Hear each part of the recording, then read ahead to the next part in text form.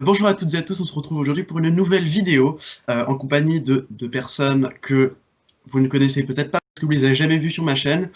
Vous allez pouvoir faire une petite découverte avec ces trois personnes qui sont tout simplement Narcisse, qui est, alors ça va être à votre gauche, puisque moi je suppose que ce sera à peu près la même chose sur, voilà, celle qui vient de lever la main, enfin celui qui vient de lever la main, et Diablo, l'autre individu que je vais interviewer, et on va pouvoir commencer tout de suite. Est-ce que vous avez déjà quelque chose à dire ou vous êtes prêts pour l'interview?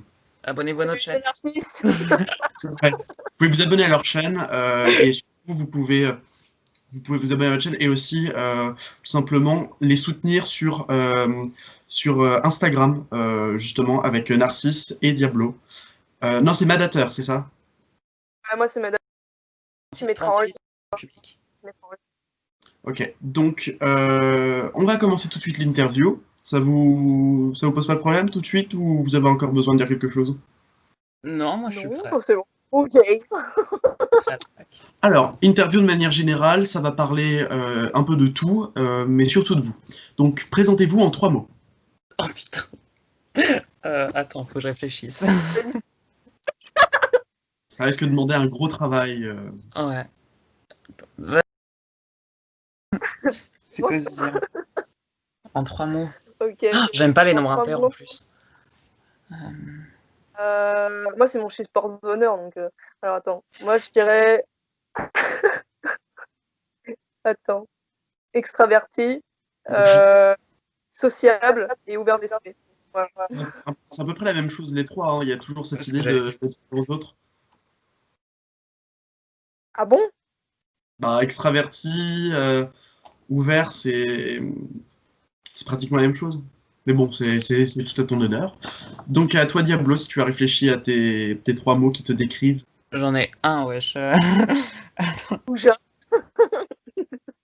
Bah je dirais... Attends. Mal coiffé déjà. Déjà, c'est un point à vraiment souligner. Protecteur. Hein? Protecteur. Ouais, de ouf. En fait, je veux dire possessif et jaloux, mais c'est juste un terme un peu moins péjoratif. Non, oh non, jaloux, pas du tout. Possessif, encore moins. Non, je dirais la sensibilité.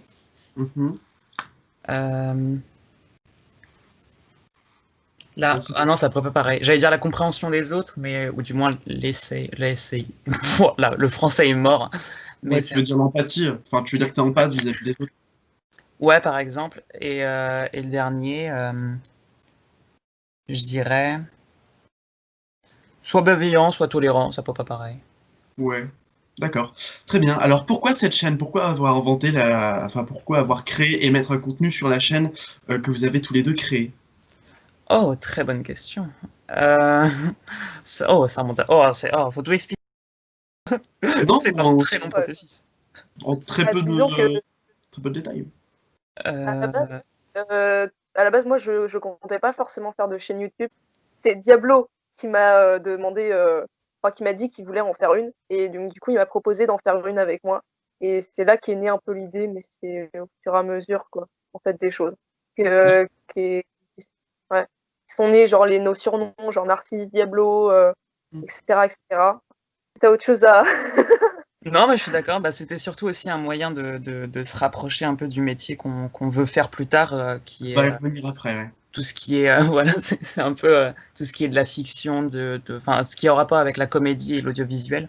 Donc on avait vraiment envie... c'était un espèce de... Et surtout une envie de créer, surtout. De partager ce qu'on aime, etc. D'accord, ok. Dans un optique de partage et d'ouverture à la culture et à votre culture personnelle. Il est vrai. Donc, poursuivre avec le nom de cette chaîne, donc Diablo, enfin Narcisse et Diablo. Pourquoi Diablo? Pourquoi Narcisse? Pourquoi Narcisse? Pourquoi Diablo? J'attendais cette question. Narcissique et l'autre c'est diabolique, ça, je vais pas chercher plus loin que ça. Narcisse pour narcissique, il est vrai. Non, Diablo. c'est un délire entre nous en fait. C'est totalement ça, c'est pour narcissique. Et Diablo, ça remonte à très très longtemps. C'est à l'époque, j'avais un chien qui s'appelait Diabolo. Et quand Diabolo nous a quittés, des mois ou des années après, je sais plus, une histoire toute bête, hein, je me suis inscrit sur un jeu. Et c'était un espèce de jeu en ligne. Et en gros, c'était je sais plus comment on appelle ça. Et il me fallait un pseudo. Du coup, je me suis dit, bah, je vais mettre Diabolo. Sauf que Diabolo pour un pseudo, ça fait pas. Du coup, je me suis dit, bah, je vais mettre Diablo. Sauf que Diablo, ça va facilement faire rappel au diable. Du coup, je me suis dit, je vais mettre un 0 à la place du O, du dernier O. Bah, il n'y en a qu'un, Diablo. Bah oui, je suis con. Je vais mettre un 0 à la place du O, comme ça met un peu Diablo 0. Voilà. Donc, d'accord. Bah, je crois que vous avez déjà dit dans une interview, c'est pour ça que je voulais pas être non plus trop redondant, mais j'ai quand même mis des questions basiques parce que dans une autre interview que vous avez fait, vous avez dit exactement la même. Enfin, il y a eu même la même question qui a été posée. Donc, sur votre chaîne d'ailleurs, que vous pouvez regarder. Qu'est-ce que vous vous apportez l'un à l'autre? Oh, C'est un cas psychologique ou Ah oui, non, mais après j'ai des trucs philo, j'ai des trucs. Là, après, vous allez devoir donner votre avis sur des citations. Hein, donc, allez-y. Ah, moi, je suis on très. apporte l'un à l'autre. Ouais, je suis très scorpion, donc je vais au fond des choses.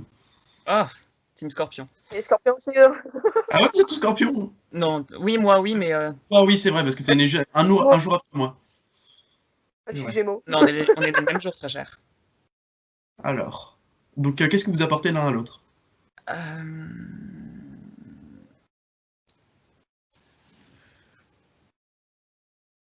C'est une très bonne C'est-à-dire question que je n'ai absolument pas. Bah, moi, par exemple, je dirais que d'abord, on s'apporte, comment dire, parce qu'on a beaucoup de points en commun, en fait, que ce soit au niveau de choses qu'on a vécues et aussi au niveau de nos projets. Donc, on a beaucoup, quand on a commencé en fait à avoir des idées pour nos projets, on avait beaucoup de facilité en fait à se projeter dedans parce qu'on avait beaucoup d'idées en commun, de choses comme ça. Donc, on se complète assez sur ça. Et puis aussi au niveau, que ce soit même au niveau des blagues ou des choses comme ça, c'est-à-dire que si on a commencé cette chaîne ensemble, quand souvent en fait on a des fous rires, etc., c'est qu'on se comprend quand même vachement bien.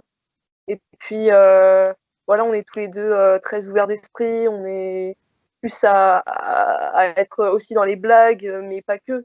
Donc on se complète vraiment beaucoup en fait avec Diablo, je trouve. D'accord. C'est fusionnel, c'est intéressant.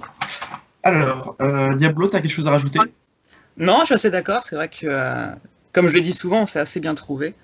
On est assez complémentaires sur énormément de choses. On s'apporte beaucoup l'un à l'autre, même si c'est forcément sans le vouloir ou intentionnel. On s'apporte énormément. Forcément, ça marche comme ça, les couples, c'est comme ça. Les associations. Alors, la suite des questions.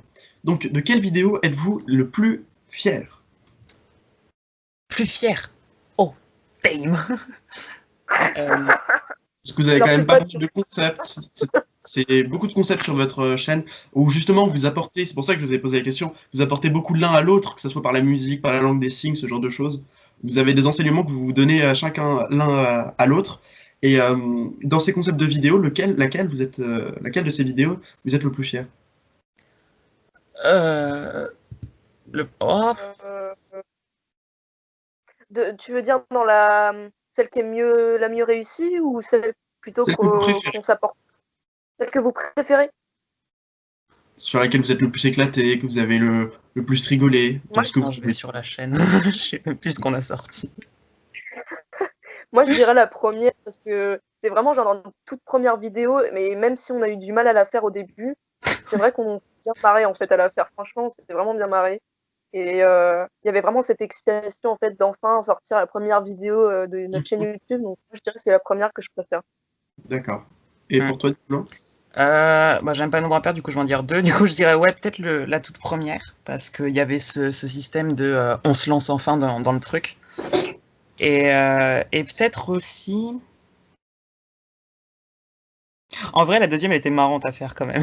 Je me dis pourquoi pas celle-là. Même si elle était extrêmement galère au niveau de la post-prod, elle était vachement bien à faire, je trouve. Donc, D'accord. voilà. Intéressant. Je suis d'accord. Alors, maintenant, on va passer aux questions binaires. C'est en gros, je vous dis deux choses, et sans argumenter, vous me dites celle que vous préférez. Sans argumentation. Du style, alors vous préférez comédie française ou comédie humaine de Balzac? Je connais aucun des deux. Mais du mec Balzac. Je vais dire l'autre. Je connais pas. La comédie française, c'est, vous savez, C'est le théâtre français, c'est ce que Ouais, l'on... c'est ça. C'est le groupe de la... Ouais, ok, d'accord. Alors, comique de situation style Molière ou comique de situation style Pierre Corneille? Molière. D'accord. Je vais suivre Narcisse, j'en ai aucune idée. Mince, j'ai oublié de vous poser une question juste avant. Mince, bon, c'est pas grave. Donc, j'ai oublié de vous poser la question. Pourquoi avoir choisi la voie du théâtre et celui de la scène? Ah, J'avais complètement oublié de vous la poser, je l'ai loupé, je l'ai passé. oh, c'est pas grave, il est jamais trop tard. Alors, pour ma part, en tout cas, je suis parti dans le milieu du théâtre. Déjà, c'était pour rejoindre la fille avec qui je sortais à l'époque. Et aussi pour... c'est parce que plus tard, ouais, je vais travailler dans tout ce qui est dans l'acting et tout ça. Et c'était un moyen pour moi de me rapprocher le plus possible de ce milieu-là. D'accord. Et pour toi? Pour moi, bah, en fait, ça fait depuis toujours en fait, que j'ai toujours voulu faire tout ce qui était théâtre, cinéma, etc. Et en fait, j'ai réussi à prendre le courage parce que c'était pas facile, parce que j'avais pas la même personnalité en fait à l'époque. C'est-à-dire que j'étais très introvertie, assez timide et associable. Sauf que j'avais vraiment envie de faire du théâtre. Et surtout, à la base, c'était pareil comme Diablo. À la base, je voulais juste faire du cinéma. Et en fait, quand après j'ai découvert le théâtre, ça m'a encore plus donné envie parce que j'ai trouvé que c'était tellement magique, cette atmosphère, avec vraiment ce public en fait qui nous répondait à la fin, qui était vraiment heureux de ce qu'on avait fourni. Ah, c'est ça. Donc, c'est pour ça qu'après, j'ai eu peu à peu des projets que j'ai partagés avec Diablo et qu'on s'est partagés mutuellement. Et d'où on est arrivé jusqu'à là, en fait. Et après, bien plus tard. D'accord. Pour la suite. Intéressant. Voilà. Ok, donc on repasse aux questions, voilà, les questions binaires. Donc vous avez dit comédie de situation style Molière pour les deux, c'est ça? Ouais, je vais suivre Narcisse, j'en ai aucune idée sinon. D'accord. Alors, tragédie grecque style Phèdre ou tragédie tout court style La Montée du RN? C'est quoi la montée du RN?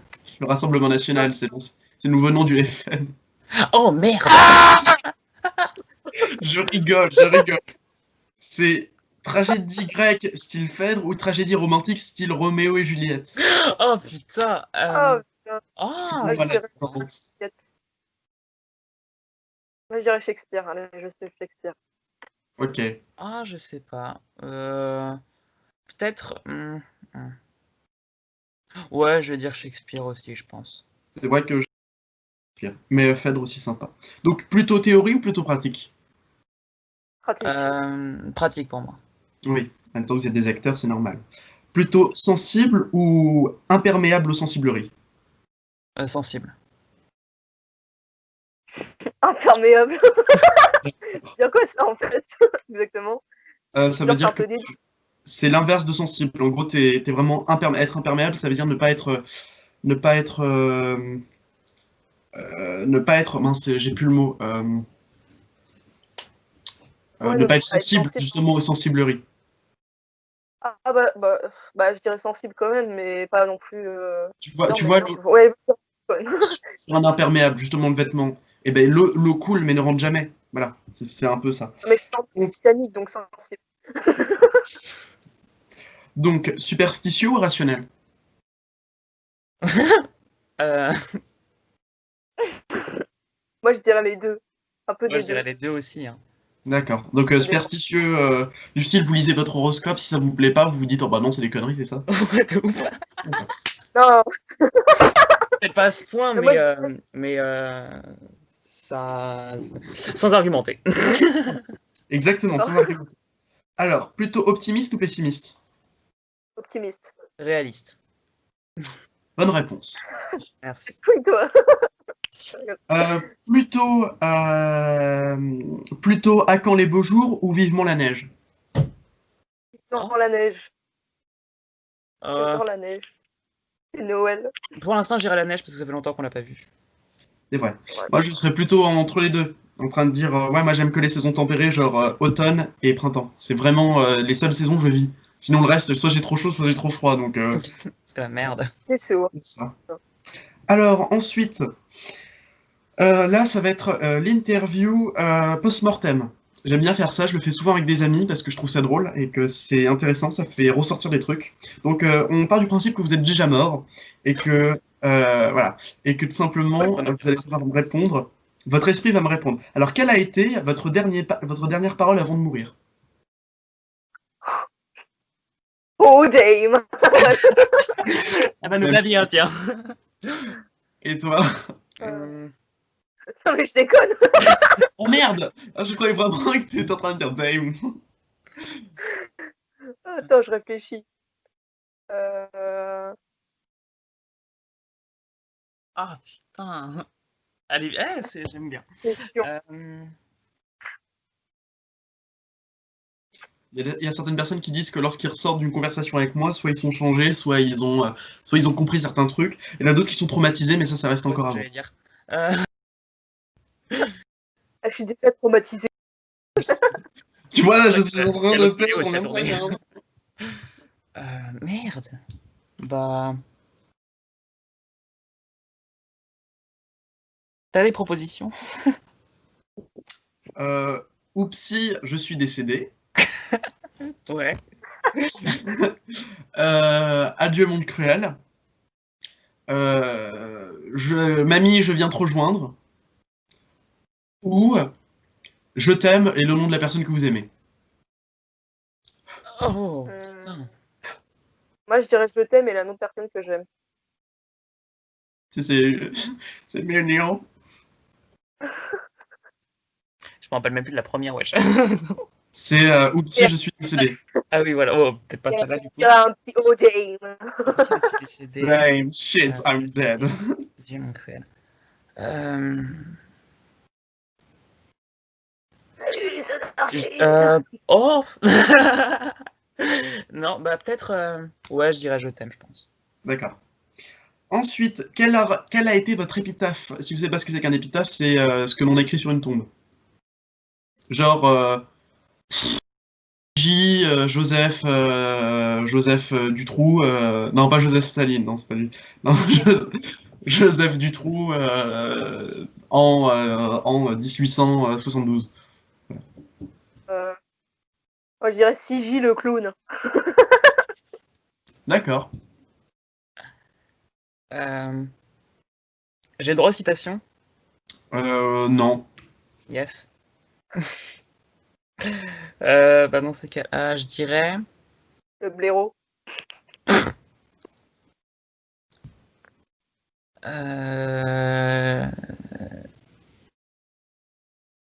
Sigi le narvalo. Je suis très long comme mec, je suis désolé. Je dirais. Bon. Ouais, vas-y, je vais rester simple. Je vais mettre mon nom, prénom et je vais mettre mon pseudo Diablo, c'est tout. Alors, d'accord, c'est très original. Moi, je vous propose un qui est très original qui est bien plus original que ça, qui est l'épitaphe d'un paresseux. Et c'est en fait Jean de La Fontaine qui a fait ça sur sa tombe, qui a écrit ça. Jean, s'en allant comme il était venu, mangea le fond avec le revenu, tient le trésor, chaque chose peu nécessaire, quant à son temps bien su dispensé, de part en fille, dont il souhaite passer, l'un à dormir et l'autre à ne rien faire. Jean de La Fontaine. En gros, il dit qu'il a rien foutu de sa vie à part dormir et se reposer. Et bouffer. Et je trouve que c'est une bonne blague pour partir, comme Jean de La Fontaine a pu le faire avec ses célèbres fables. Enfin bref, ça c'est un truc de littéraire, même si je ne suis pas dans une filière littéraire, ça n'empêche que j'aime beaucoup les blagues un peu mortifères comme ça, surtout avec les personnes célèbres. Bref. Passons. Votre héritage, vous avez 3 biens à léguer, vous choisissez 3 biens que vous avez, et vous les donnez à 3 personnes de votre choix. Faut choisir genre les choses à donner et aux personnes à donner. Voilà. Ta richesse, c'est pour ça. Ta collection de livres, c'est pour telle personne. Allez-y, choisissez 3 personnes et 3 objets à donner, ou 3 valeurs que vous avez envie de donner. Enfin, 3 quelque chose de valeur que vous avez envie de donner. Ok.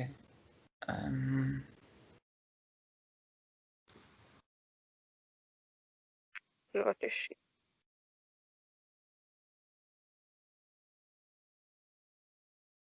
Bah, attends. Moi, je dirais il y a déjà mon piano. C'est quelque chose de valeur. Oui, il y a des trucs comme ça aussi. Oh merde. Ah bah ouais, t'es fou. Vous prenez pas trop la tête. Donnez des trucs assez assez spontané. Mm. Aïe. Ok.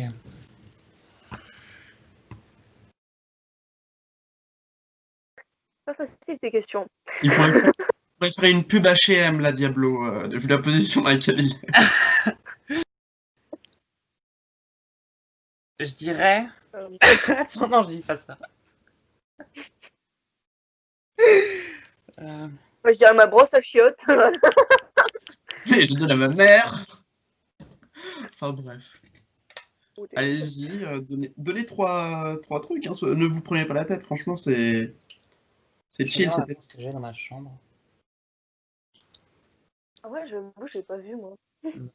Oh, j'ai mes baguettes Harry Potter. Qu'est-ce que j'en fais? Qu'est-ce que j'en fais? Euh, Ok. Moi, je dirais j'ai 3 objets. Est-ce que je suis obligée de dire aussi les personnes? Tu peux, ou en tout cas les personnes, enfin pas les noms, mais juste ce qu'elles représentent pour toi, ces personnes-là. Il y a déjà un objet, je pense que je donnerais à, à Diablo. D'accord. Bah attends, c'est qui? Un pour toute ma famille et un pour une personne qui m'est chère. D'accord. Et toi, Diablo? Donc je dirais alors, les objets, du coup, il y Ah a oui, une chemise, un piano et qu'est-ce que c'était? Ah oui, et mon héritage, c'est-à-dire genre tout ce que j'aurais fait dans la vie. Dans les et pièces de toi, théâtre, Diablo? etc. Ouais, je dirais richesse. Mes micros. Et... Enfin, micro-piano, je le mets dans le lot. Hein. Et le dernier... Raté. Que j'ai un peintre qui m'a fait je sais même plus comment il s'appelle, le pauvre. Un tableau de Michael Jackson, c'est lui qui l'a fait en spectacle. Et je me dis que je pourrais le léguer à quelqu'un, mais qui? Je n'en ai aucune idée. Ou Dave. Et bon, le dernier, je dirais... Son mur. peut-être... Non, pas ça. J'étais en train de passer à mon ordinateur, mais il y a trop de trucs dedans qui... Non. Euh... L'historique n'est pas bien supprimé, c'est pour ça. je dirais ma caméra avec mon D'accord. trépied. Et je Ok. les donnerais à ma famille, en ce qui concerne ma richesse. Pour le micro, piano et tout ça, je les donnerais à Narcisse. Et pour ma caméra, si j'ai des enfants, je les donnerais peut-être à mes enfants. D'accord. Mais comme j'en veux pas, je les donnerais sûrement à ma sœur. Ok, donc la musique que l'on a jouée durant votre enterrement. Ah, la crémosa de Mozart. Oh, tellement beau. Tu sais que je l'ai chanté à plusieurs reprises, dans une église, c'était magnifique. Enfin bref. Même Mozart, c'est ma vie. Hein. Ah, Franchement, j'adore. Je dirais le Lacrimosa, mais du coup, j'engloberais le Requiem, en fait. Pour d'accord, moi, j'avais Requiem choisi. de Mozart. Ouais, c'est ça. Confutatis maledictis, flammis sacripus addictis. Bref, C'est quelle langue ça? c'est du latin. Je Ah connais, oui, du latin. je connais tous les textes par cœur du Requiem. Et tu connais leur traduction quand même? Oh Oui. merde! Ah non, j'ai eu peur, j'ai vu que mon truc il s'était éteint. En fait, il s'est juste mis surveillé. Ok, J'ai c'est bon. flippé ma race. Oui, c'est ça, ma race. Je dirais... sûrement une musique de Skylet. D'accord. Laquelle ça? Je sais pas, pour ceux qui connaissent, mais... Ouais que... Oui, tu disais? Non, non, je connais.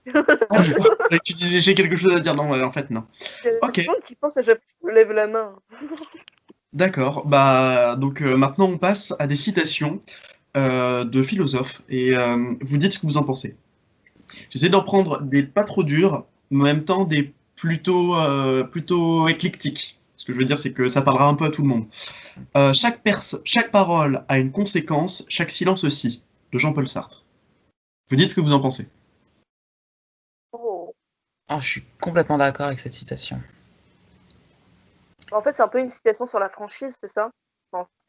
Non, en C'est fait, Pas forcément. pas la franchise. En gros, la parole a autant de valeur que le silence. ouais. Finalement, dans un discours, Bah tiens, pour reprendre Mozart, euh, c'était Bach. Non, c'était pas Bach, je sais plus qui disait ça. Enfin bref, peu importe. Il y avait un autre compositeur qui disait, même après du Mozart, il y a du Mozart. Même après le silence, quand le silence précède Mozart, c'est encore du Mozart. Et en fait, il disait ça parce que ce qu'il faisait, Mozart, il parlait du Requiem encore, et c'est étonnant qu'on en parle, c'est justement, il disait que le silence, ça restait du Mozart parce que dans une église, l'écho, la réverbération, faisait que tu entendais, quand il n'y avait plus de voix, tu entendais encore le bruit des chœurs, puisque ça, il y avait encore cet écho qui oscillait dans les voûtes des chapelles. Donc c'est ça il disait ça, parce que même chaque silence, en fait, quand tu poses ta voix, quand tu fais un discours et que tu poses ta voix, finalement, bah, les silences, c'est aussi important que les mots. Parce que si tu arrives bien à poser ta voix, par exemple, quand on voit le discours de ah mince, de King, là. Non, je rigole. Non, I Had a Dream. Comment il s'appelle? Ouais. Non, C'est... ah mince, j'ai oublié son nom.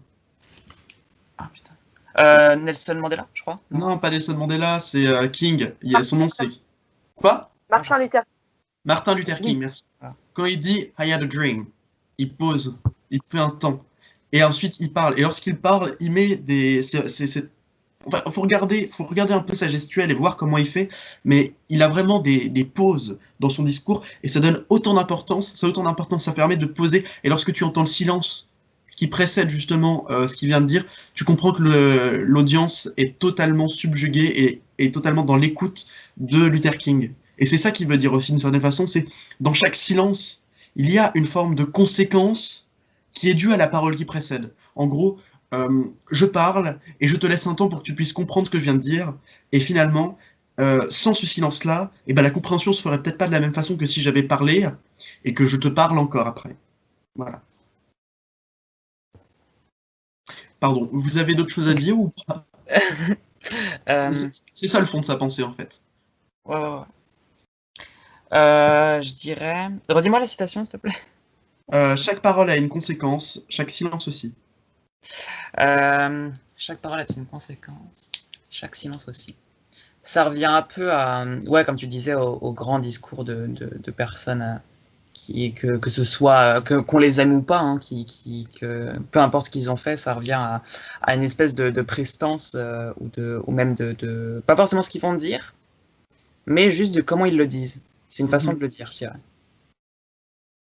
Voilà. Je pourrais continuer énormément, mais la vidéo durait trop longtemps. C'est compréhensible. Après, voilà, enfin, au niveau des citations, je comprends que des fois ça peut être un exercice très difficile, ou même on n'a pas forcément d'avis. D'ailleurs, c'était, ça va être celui qu'on va citer juste après, parce que je l'adore. C'est Schopenhauer qui disait par les citations, on affiche son érudisme, son érudition, je sais plus comment il disait, mais on sacrifie son originalité. Et c'est vrai que lorsque tu vois un peu ce qu'on écrit dans les citations, ça revient toujours ces idées de, que ce soit chez les philosophes de morale, d'éthique, de bien penser, de bienséance. Et finalement, c'est vrai que lorsque tu vois un peu ce qu'ils ont écrit, tu fais en sorte que ça passe bien, mais finalement, des fois, ça passe pas bien. Et je comprends que ça peut être un exercice compliqué. Et surtout celle-ci, qui peut être encore plus compliquée, parce que ça, c'est une question que tout le monde s'est posée. Sur la vie, et il dit Arthur Schopenhauer, qui était un philosophe qu'on appelle pessimiste, c'est le pessimiste philosophique, qui pense que la vie ça n'a pas beaucoup d'importance et que finalement la vie oscille comme un pendule de souffrance à l'ennui. Celle-là elle est très compliquée, c'est pour ça que je les ai expliquées. J'arrive. Alors, en fait, Schopenhauer pense que la vie, donc... Attends, que je te trouve, parce que j'en ai un. Voilà. Que la vie, c'est comme un pendule. Donc là, on a un pendule. Et que le pendule vacille de souffrance à ennui. En gros, au milieu, il y aurait le bonheur, et que lorsque tu désires quelque chose, tu souffres et tu t'ennuies à la fois. En un moment, tu vas être en souffrance, parce que tu n'as pas ce bonheur, et quand tu l'as, tu t'ennuies. Donc, il est tout le temps obligé d'espérer d'avoir quelque chose, parce que finalement, il n'est jamais satisfait de ce qu'il a. Donc, qu'est-ce que vous en pensez? Est-ce que c'est vrai que la vie, en fait, c'est tout simplement des montagnes russes qui passent de souffrance à ennui, ou est-ce que c'est justement une quête du bonheur qui fait que finalement la souffrance et l'ennui n'existent plus? Oh putain Je pense que la vie, c'est quand même une quête de bonheur en soi. Parce que, après, je pense que quand tu es heureux, enfin, je pense qu'il y a des fois où il y a des personnes, effectivement, qui, quand elles arrivent à avoir ce bonheur-là, et ben, au final, elles vont essayer, bah, pas vraiment de se lasser, mais disons que ça va pas leur suffire et qu'ils vont continuer, en fait, à voir cette souffrance-là, parce qu'il y en a qui aiment, enfin, cette souffrance, que j'ai déjà vu des cas. Mais après, personnellement, je pense que quand tu arrives vraiment à avoir ce que tu veux, bah, tu arrives quand même à être en moins à 99% heureux, en fait, je pense. Après, ça Mhm. dépend comment tu raisonnes, si tu es quelqu'un plutôt de pessimiste ou non. Enfin, moi, Ouais. personnellement, quand j'arriverais vraiment à être 100% bien, je me poserais pas de questions, je serais pas en train de me dire ah bah merde, je cherche autre chose maintenant. Non, franchement, non. Oui, d'accord.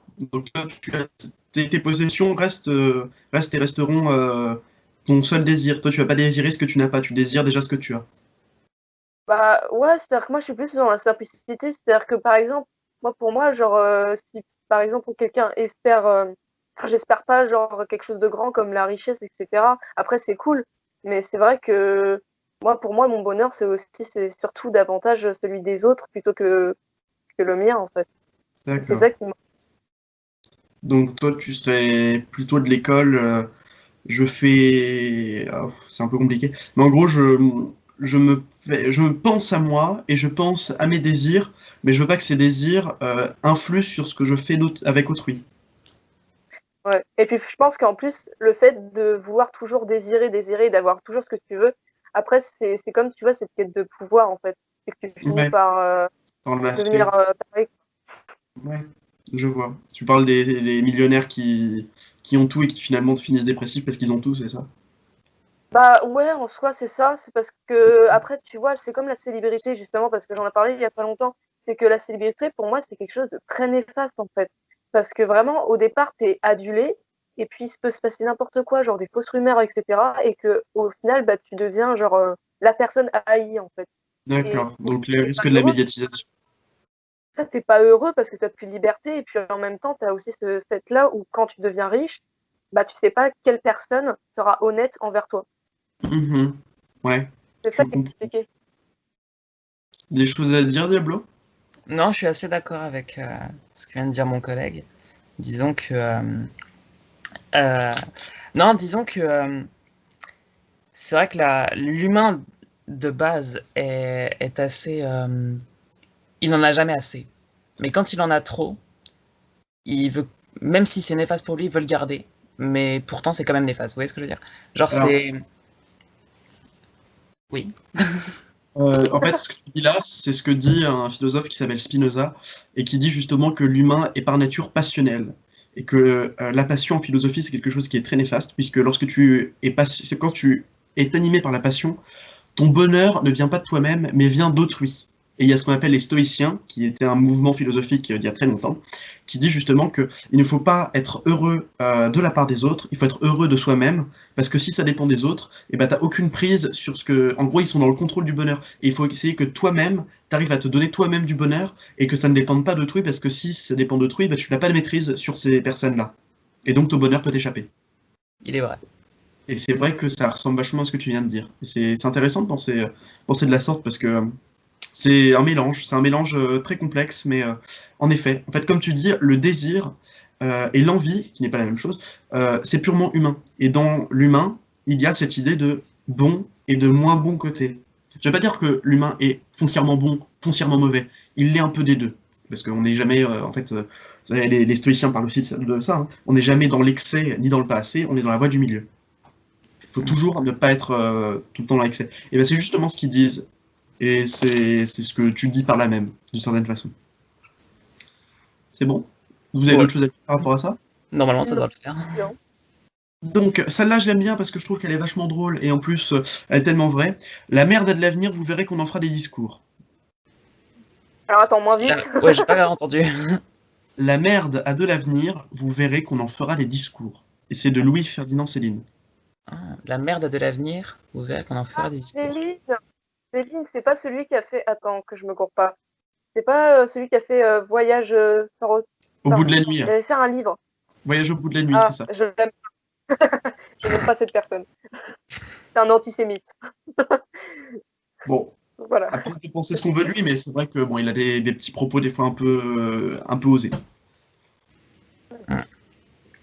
Non, là par contre, je suis assez d'accord avec. Mais je connais pas du tout cet auteur, donc je ne peux pas savoir si je l'aime bien ou pas, mais en tout cas, je suis assez d'accord avec ce qu'il vient d'expliquer. Dans le sens où. Disons que si on reprend ce système d'humains et des conséquences sur la Terre, ou même envers autrui, on se rend compte que. Oh, j'ai eu peur, je crois que ça avait éteint. Qu'il y a des milliards et des milliards d'années, on cherchait déjà à ce système de dominance, entre guillemets. Oui. Et au fur et à mesure, à force oh, c'est dur à dire ça, à force de s'acharner sur quelqu'un d'autre parce qu'on en a envie, et ben, on délaisse complètement ça peut être ce qu'on a vécu, ça peut être ce qu'on nous a appris, ça peut être ce qu'on a fait, par exemple, à la planète en elle-même. Donc je parle par rapport à l'écologie ou autre, hein, mais c'est plein de faits et actions comme ça qui peuvent être par exemple égoïstes ou qui peuvent être un peu égoïste, qui peut faire en sorte que après ça fait de la merde et la merde on en parle. Ah d'accord, alors il le pensait pas comme ça en fait. Ah. C'est pas exactement ça. Alors, je reviens sur ce que tu as dit par rapport à l'humain depuis toujours cherche à asseoir sa domination, c'est vrai. Mais sauf que tu dis que c'est par envie. Ah merde. Ah, il est parti ou pas? Non, bouge ta souris. Non, je suis là. Ah, je crois que... Est-ce que tu le vois, Narcisse? Ouais, moi je le vois. Hein. Bah, moi je le vois pas. Moi il est parti de mon... Bon, c'est pas grave. Oh, c'est la merde. Bon. Not grave. Donc pour revenir à ça, en fait c'est pas par envie qu'il domine les autres. C'est bon, je commence à trop voir. Voilà. C'est pas par envie qu'il domine, c'est justement par peur. Parce que dans ce qu'on appelle l'état de nature, donc ça veut dire comme il y a des années, des milliards d'années, où il n'y avait pas de société, et bah chacun c'était la loi du plus fort, et donc tu cherchais à dominer les autres parce que par peur de te faire tuer toi-même. Parce que ça pouvait être les autres qui pouvaient te dominer après. Donc il y a cette idée justement de c'est par peur et c'est par ses bas instincts que l'homme fait assoit sa domination. Bon, il est reparti, mais c'est pas grave. Oui. Merci. Oui. J'ai l'impression d'être un enfant. Bref, je disais, ouais, mais est-ce que c'est justement, d'accord, je suis d'accord avec le fait que ce soit d'abord par peur, enfin, quand on voit par exemple avec la préhistoire, etc. Mais est-ce que au final, comme l'a dit Diablo, est-ce que cette dominance n'est pas justement devenue une envie en fait? Parce que quand tu vois maintenant les gens qui prennent le pouvoir, c'est plus par envie que par peur. Alors, ça, je vais citer un auteur, c'est un philosophe anglais qui s'appelait Hobbes, H-O-P-E-S, je crois, H-O-B-E-S, Hobbes, et il disait justement dans cet état de nature qu'il y avait deux types de personnes. Il y avait les personnes qui vont justement asseoir leur domination par justement la peur, parce qu'ils ont besoin... Attendez, je vais chercher un texte que j'avais mis de côté parce qu'il était très intéressant. Attends 2 secondes. Voilà.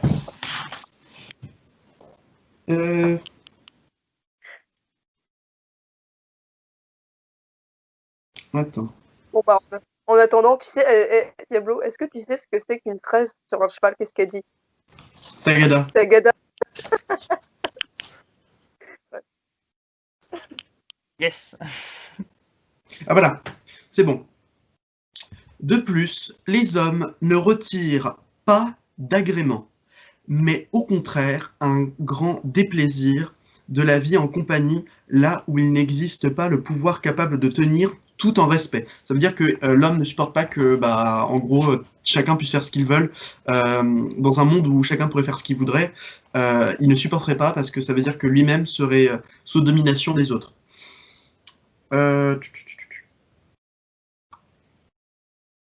Ok. Ok. Chacun attend de son compagnon l'estime, mais aussi qu'il l'apprécie lui-même. À chaque signe de dédain ou de mésestime, il s'efforce naturellement dans toute mesure où il ose, ce qui suffit largement a permis des hommes qui n'ont pas de commun pouvoir qu'ils le tiennent en repos. Ça c'est compliqué. Je vous cherche le passage justement. De sorte, nous pouvons trouver que dans l'état humain, trois causes principales de querelle. Premièrement, la rivalité. Deuxièmement, la méfiance. Troisièmement, la fierté. Et la fierté, c'est justement ce qu'il dit. C'est justement ce qu'il dit lorsqu'il parle de fierté. C'est pourquoi les conséquences de tant de guerre, chacun est... attendez.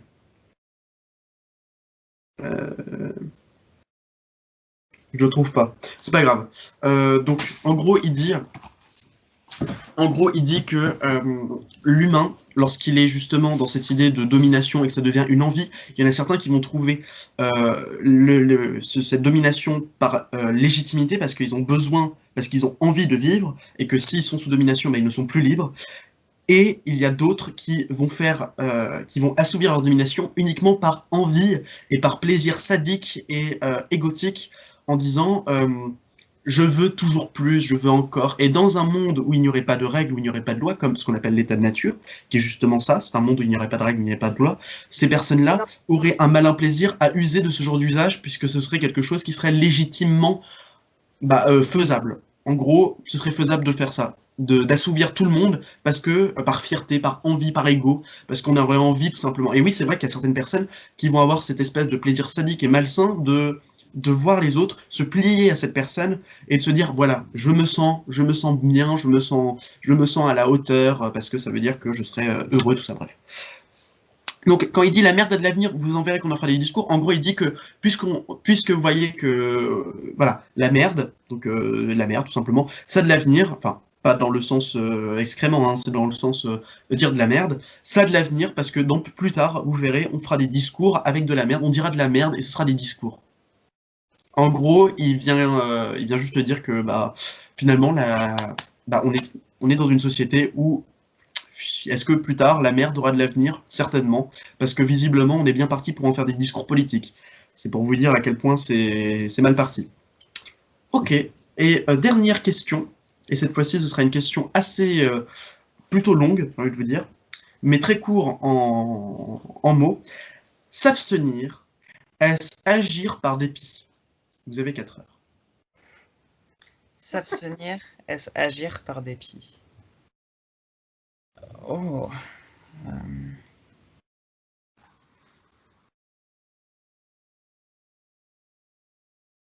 En plus, ça fait pas longtemps que j'ai fait elle. Mais c'est pas facile de réfléchir à ces sujets-là parce que c'est des sujets qui se réfléchissent en longtemps. Donc, c'est chaud, quoi. Je vois.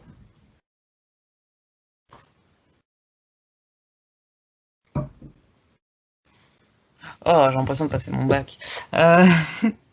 S'abstenir, est-ce agir par dépit? Je fais ce vieux truc de la répéter plusieurs fois, je fais que je la comprenne. S'abstenir, est-ce agir par dépit? Si tu comprends pas, en gros, c'est est-ce que en s'abstenant, est-ce que lorsque tu t'abstiens, est-ce que c'est parce que tu agis par obligation? Quand tu t'abstiens, est-ce que c'est une obligation de s'abstenir? Est-ce que tu te sens obligé de t'abstenir? Non. Est-ce que le fait de s'abstenir, c'est une obligation d'action? Ça veut dire, c'est compliqué. Hein. Oui et non. Ça dépend de quoi on parle. C'est ça. En effet. Ouais. Ça dépend du contexte. Par exemple, si tu as une personne qui est en face de toi et tu sais que, imaginons, elle dit oh là là, je sais que lui c'est l'homme de ma vie, qui ne me trompera jamais, tout ça, et que finalement, tu sais que cette personne c'est un mec infidèle et qui a déjà trompé la personne, mais qu'elle ne le sait pas encore. Est-ce que tu lui dis clairement, excuse-moi, mais c'est pas vrai, je te dis tout de suite, c'est pas vrai, il te trompe déjà à l'heure actuelle, donc ce n'est pas vrai.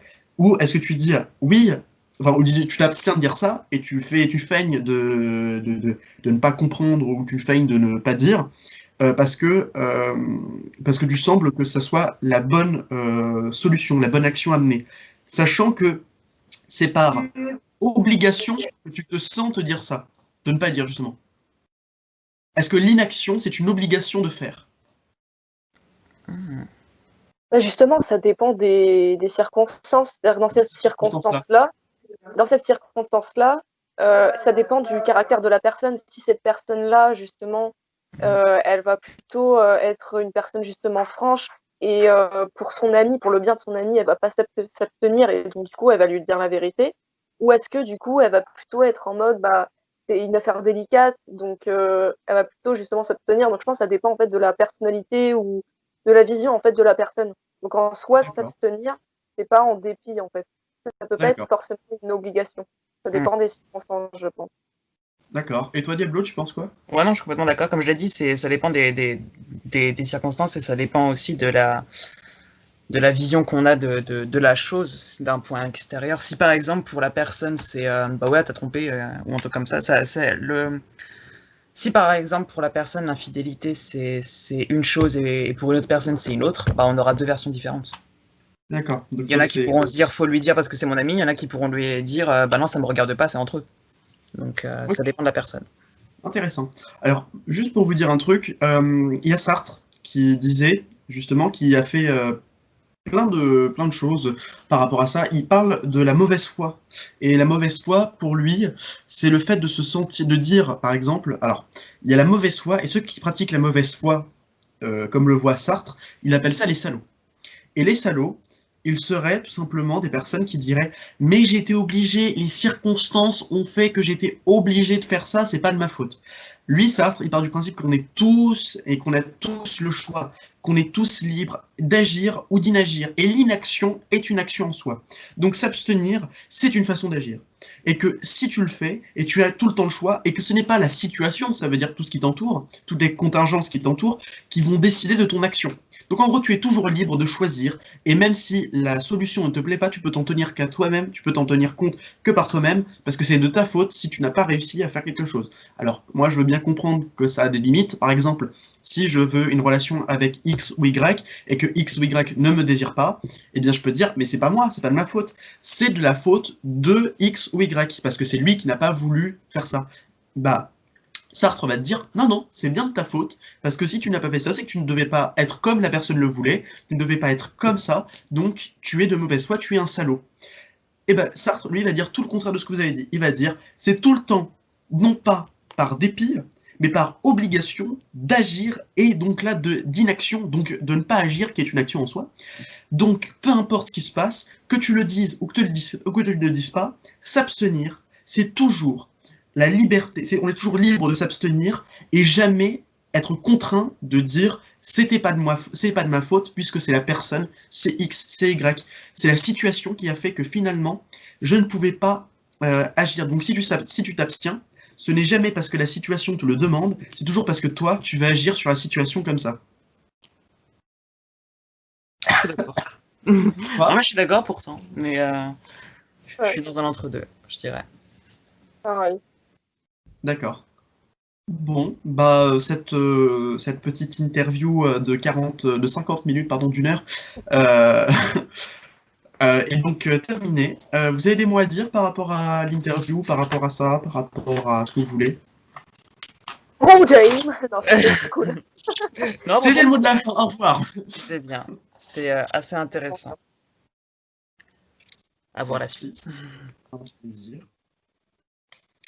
Narcisse, des Oui. mots, qu'est-ce que tu as à dire, ma chère Narcisse? Enfin, mon cher Narcisse. Bah, quoi? Oh, James. Non, mais T'as c'était... quelque chose à dire par rapport à l'interview, ce genre de choses?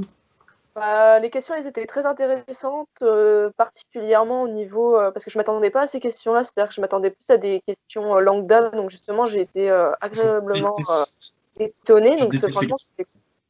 Non, franchement, c'était cool, du coup, parce qu'on a permis vraiment d'avoir d'étaler en plus notre vision des choses, etc. Donc, c'était vraiment intéressant. Bah, ravi de l'entendre. Pardon, j'ai pas entendu. Je te remercie. Merci de me remercier d'avoir participé. Et toi aussi, Diablo. Enfin, c'est très gentil, surtout. Bon. Alors, je conclus. Vous voulez dire encore quelque chose? Abonnez-vous. Voilà, c'est ça, j'allais dire abonnez-vous à leur chaîne. C'est Narcisse et Diablo. N'hésitez pas à lâcher des likes, à vous faire un peu connaître sur les réseaux sociaux, sur Instagram, sur d'autres... Vous avez d'autres choses à part Instagram? Non. Bon, bah alors Instagram non. et... En tout cas, merci beaucoup d'avoir regardé, hein? Donc, d'avoir regardé cette vidéo. Je vous souhaite à toutes et à tous de passer une excellente journée. Et n'oubliez pas, si la vie n'est qu'un passage, semons-y des fleurs. Je vous laisse sur le mot de la fin, comme dans le Camoulox, un mot pour conclure.